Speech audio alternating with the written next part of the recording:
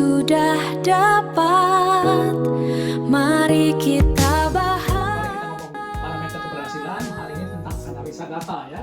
Jadi analisa data seperti yang saya jelaskan kemarin berdasarkan bentuk metode penelitian, ada yang deskriptif, ada yang analitik. Jadi yang deskriptif dulu ya, yang deskriptif seperti biasa ada 7, nanti saya jelaskan ya. Deskriptif ada 7. Yang pertama adalah case report ya. Case report kemarin sudah saya jelaskan, ini temuannya ya yang harus dilaporkan ya. Ini dari mulai etiologi sampai prognosa harus jelas ya. Prognosa harus jelas dan diagnosanya ini berdasarkan apa? Yang jelas ya. Diagnosa berdasarkan apa gitu ya.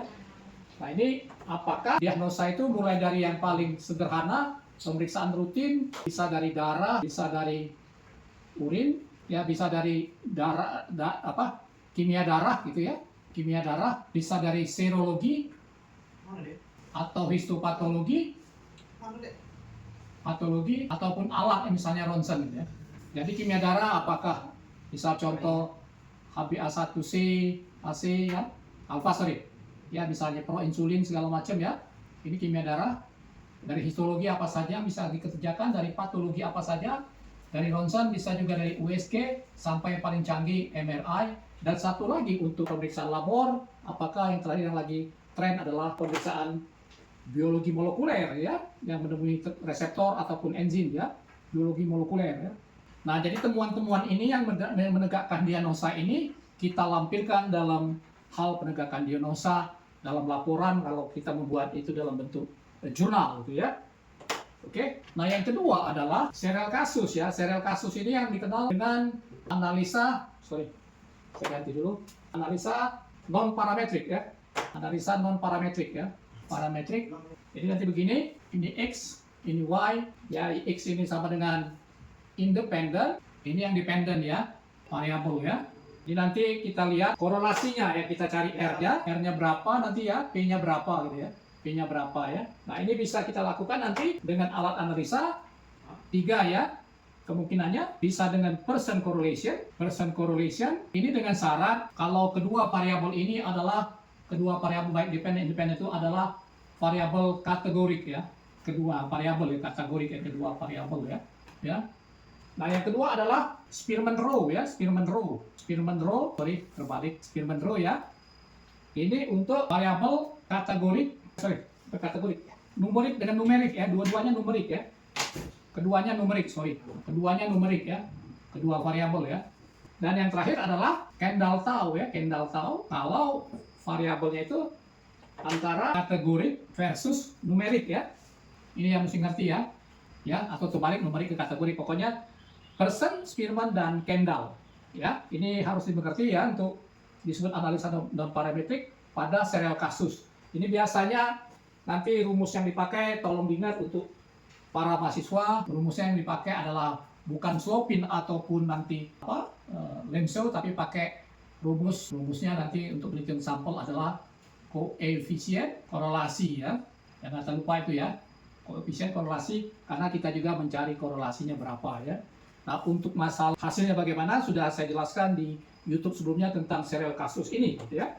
Ini sejarah jelaskan analisa datanya saja gitu ya. Yang nomor 3 adalah dari deskriptif, tadi kita sudah sampai serial kasus, adalah uji diagnostik ya. Uji diagnostik tidak termasuk analisa non parametrik atau parametrik ya.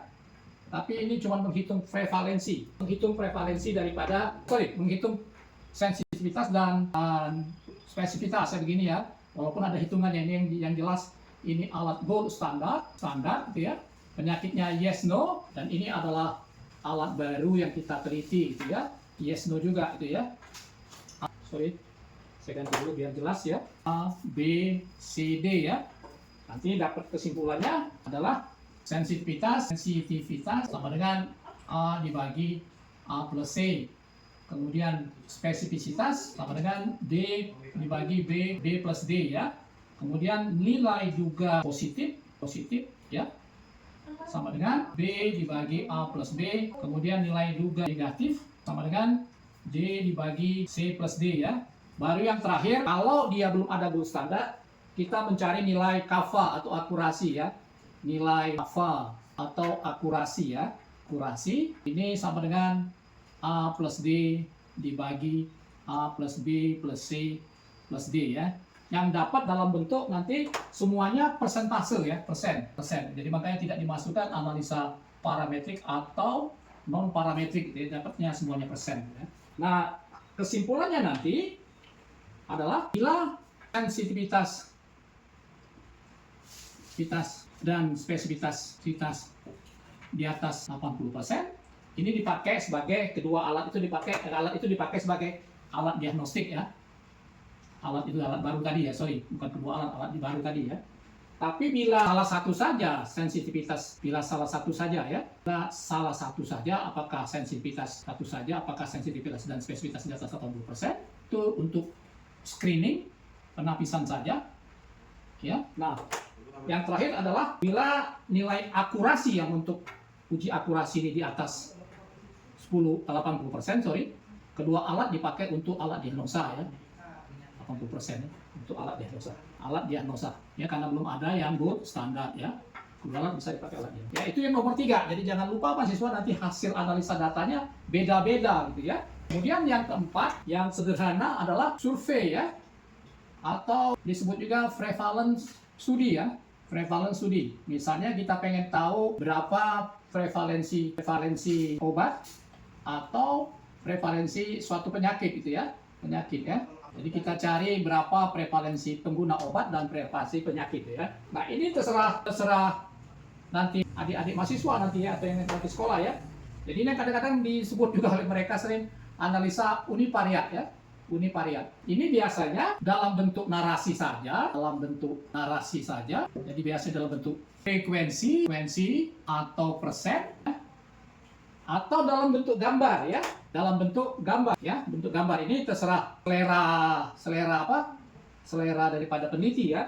Bisa dalam bentuk misalnya apakah dalam bentuk balok misalnya ya, kalau kita tulis begini tentang seks misalnya, seks ya begini ya, ini misalnya boleh seks ya, misalnya yang ini kita ngomong 60%, ini 40%, ini laki-laki, ini wanita, boleh begitu dalam bentuk balok gitu ya. Ini dalam bentuk balok, atau misalnya yang sering juga yang cara mudah dalam bentuk pie gitu ya, bulatan begini, balik lagi gitu ya.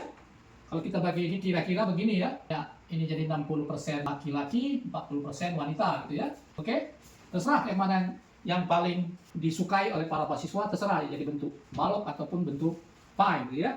Nah, yang kelima ini sudah penelitian farmakologi yang sering adalah define daily dose ya.